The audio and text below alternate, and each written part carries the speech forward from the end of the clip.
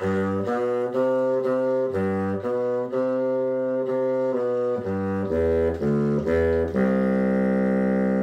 everybody, and welcome to another episode of the Samwise Yaboinski Story Pod. My name is Chris, and I am so glad you're here. This is The Haunting of Bill's House.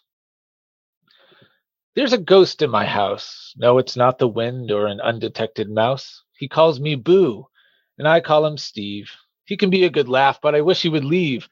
I'll find him a home with a pal, a new friend. Once I send him away, this haunting will end. But who would be friends with a stubborn old ghost? One must be a roommate and one must be a host. Well, maybe Jamar. He's a nice enough guy. Plus, his parents are doctors. They'll make sure Steven doesn't. Oh, yeah, he's dead. How about Kyle? He's always prepared, but he has younger siblings. I'd hate for them to be scared. But what about June? She's super well read. She's brave. She's kind. But can she speak to the dead? Wait, what's that, Steve? You're a relative of mine? Well, I mean, I guess you can stay if my mom say it's fine. That's great. That's awesome. I love that story. And when did you make that up? That's one of my more recent stories. I compiled a kind of a book together, and I was like, I need an opener that kind of reflects this idea of when you're around people that may not always be the best fit, and you kind of realize there's some qualities about them that aren't too bad, and they're not really toxic. It's just kind of make the most of the situation, and sometimes you can kind of see, more of a positive outcome. And Yeah. and it's one of those sort of stories of trying to make the best of a not the greatest situation because it's not exactly toxic or too negative, but it's just something I could live with. Like a haunting. Like a haunting. That's cool. Like a haunting. Yeah, yeah. Uh-huh. And I love that you mentioned the book. We've not done the best job about letting people know about this book. We can share it and do a better job about sharing it. But yeah, I'm grateful for the theme and the idea, and I love the moment where he's talking about he'd be safe with Jamal and that his parents are doctors, and oh no, yeah, he's already dead. That's so funny. Yeah, I was like, what? Yeah. Well, it's when you're trying to make sense of the situation, and in the character, is trying to be a standout guy and try to find the best living situation. Kind of like when you have a puppy, and it's like I have too many, I need to give this puppy away, but where's the best home for this? Yeah. For this cute thing, and it's one of those situations, and that's what I wanted to play with, is trying to find the best home for the ghost that's haunting you. That's kind of pestering. It's very nice. So, as we do, we also have the mailbag. And please, if you have any questions, you can email minister@uubelmont.org, and we'll be sure to answer your questions here on the pod. And we have a question for you, Nate. Many people know that you're a filmmaker, and Jack, who's 11, wanted to know, how did you start making movies? That's a great question.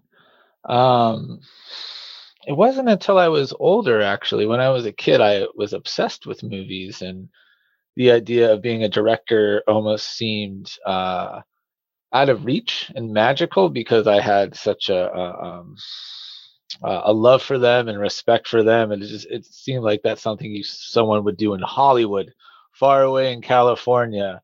And it wasn't until I was in graduate school and seminary, and they said we need to make some college ads. We need to get some airtime and kind of showcase this school. Does anyone know how to operate a camera?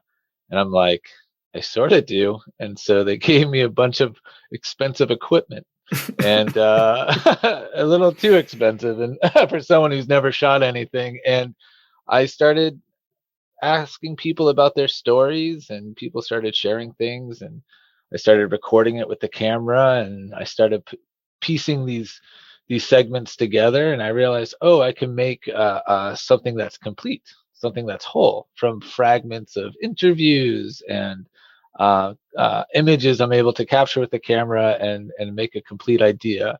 And from that, I just kind of fell in love with this idea of capturing honest stories and with the camera through a lens, and then kind of piecing it together and making something that speaks to people, whether it be a college ad or something more. And what happened was my next door neighbor was actually an international filmmaker, Ali Kamanda, who's won many awards, and he just basically said, "Be my cameraman" for a while. And so Wow. I started shooting in the city in Philadelphia for him, and got a lot of experience. So it was both of those things. It's about kind of putting yourself out there, and I found out that I loved telling true stories and capturing things through a lens. And then it was kind of someone giving me a chance to operate a camera and tell fictional stories and um, go into that world. And so it was just kind of a combination of those things. I just fell in love with it. Well, I love that, and it's fascinating right now too, because with our phones, like, we have cameras now all the Exactly. time. Like, all of you out there listening have made movies, can make movies, and begin it and start telling stories. And one of the fun things about this story pod is we're sharing lots of different kinds of stories, but there's so many different ways to tell stories, so many different modalities, and so, especially now, so much is accessible to everybody. So, And I think that's a excellent point. Is any kid with an iPhone or their parents' phone is able to film a quality movie now.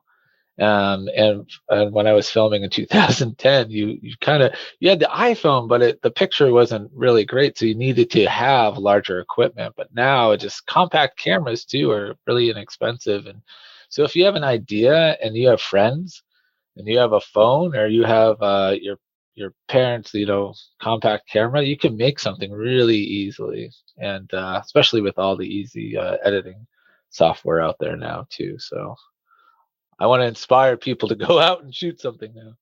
yeah, definitely. Yeah. And share it with us, and we can share it out. Yeah. So, well, wonderful. Thank you. As always, if you have questions for us, just email minister@uubelmont.org, and we'll be sure to answer your questions here on the pod.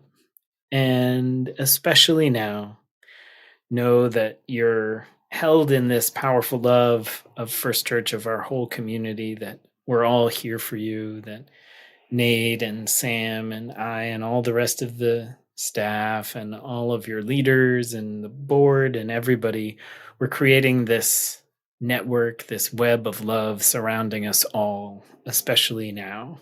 And our stories are a big part of that web, and how we stay connected and how we hold one another. So be sure to tune in again. And it was wonderful to have you. And as always, wonderful to see you guys. And bye. Bye, everyone. Bye.